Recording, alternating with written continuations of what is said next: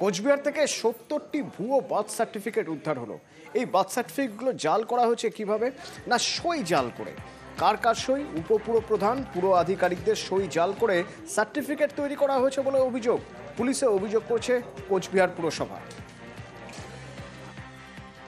অনেক গ্রাম থেকে তারা শহরেই আসে না, হয়তো ভয়ে বলুন যে একটা শহরে যাবো, একটা অফিসে যাব, কি হবে না হবে এগুলো ওরা বোঝে না। যার জন্যই ওখানকার গ্রামেরই আশপাশের দালাল চক্র তারা ওদের থেকে পয়সা নিচ্ছে, ২,০০০, ৪,০০০, ৫,০০০ টাকা করে নিচ্ছে, নিয়ে বলছেন সার্টিফিকেট বের করে দিব। ওরা সার্টিফিকেট নিয়ে নেয়, ওরা তো জানে না এটা জাল। এবার কেউ ডিজিটাল করতে আসতেছে, কেউ নাম কারেকশন করতে আসতেছে, তখন দেখা যাচ্ছে যে সার্টিফিকেট গুলো জাল। পুরোনো দিনের সব বেশিরভাগই বার্থ সার্টিফিকেট 10 বছর, 12 বছর, 15 বছর, 20 বছর যখন ম্যানুয়াল ছিল। এটা একটা জাল চক্র আছে বাইরে, গ্রামের সাধারণ মানুষ তারা বুঝতেও পারে না, ভাবছে যে সত্যি বোধহয় পৌরসভা থেকে এই সার্টিফিকেট নিয়ে এসে দিয়েছে।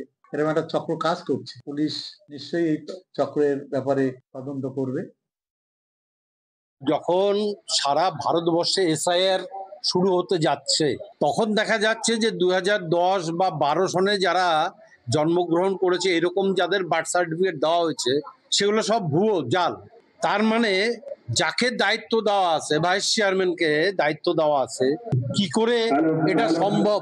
অরিজিনাল বার্থ সার্টিফিকেট যাদের আছে তারাও চিন্তিত হয়ে যাবে, তাদেরটাও আবার জাল নয় তো? আমার মনে হয় এটা পূর্ণাঙ্গ তদন্ত করা দরকার এবং যারা প্রকৃত দোষী তাদেরকে গ্রেপ্তার করা দরকার।